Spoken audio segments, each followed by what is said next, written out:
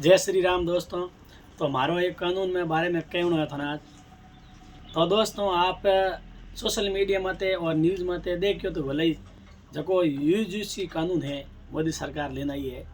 तो इन बारे में आज जनरल कैटेगरी का लोग है, जैसे कि सामान्य कैटेगरी में जिसमें ब्राह्मण राजपूत मतलब जैन बनिया तो मतलब ए आवे तो ए मतलब इन कानून है जो विरोध कर रहा है, और SC ST रहे जका इनो समर्थन कर रहा है, खुशी मना रहा है। तो मारो यो कहना है कि भाई आपने इन कमेंट इनमें बारे में कहीं नॉलेज है तो कमेंट में ज़रूर बताइए। बाकी मैं यो कहूँ सा कि जो भी कानून हो, अपन एक देश के हैं और अपन सब हिंदू हैं तो सब भाई भाई बन के रहे, और एक देश में एक ही कानून होना चाहिए। चाहे OBC को फ़ायदे पहुंचाने वाला हो, चाहे SC ST को फ़ायदे पहुंचाने वाला हो। तो मेरे वास्ते मतलब कहने का मतलब ये है कि जितना फ़ायदा इन जाति को मिलता है, जिस इन SC ST और OBC को मिलता है, वो सामान्य को भी मिलना चाहिए।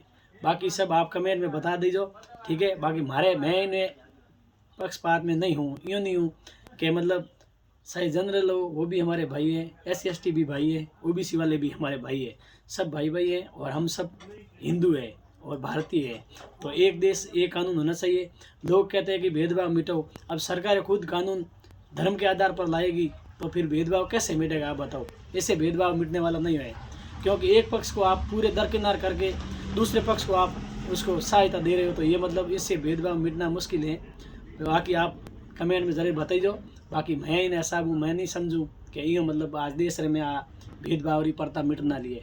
अगर भेदभाव री प्रथा मिटेला तो एक ही कानून और एक ही समान उदय की सबों ने तो इस भेदभाव मिटेला।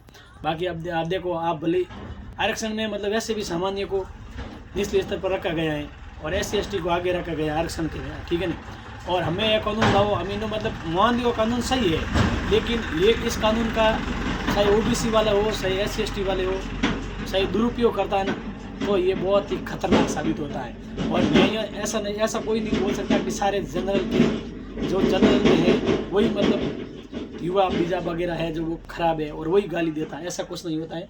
SC ST में भी कोई लोग ऐसा है जो गाली देता है, OBC में भी वो भी गाली देते हैं। तो सारे के सारे OBC और SC ST में भी मतलब ऐसा नहीं है कि भाई एकदम शांत बैठते हैं और वो कभी कुछ बोलते ही नहीं है।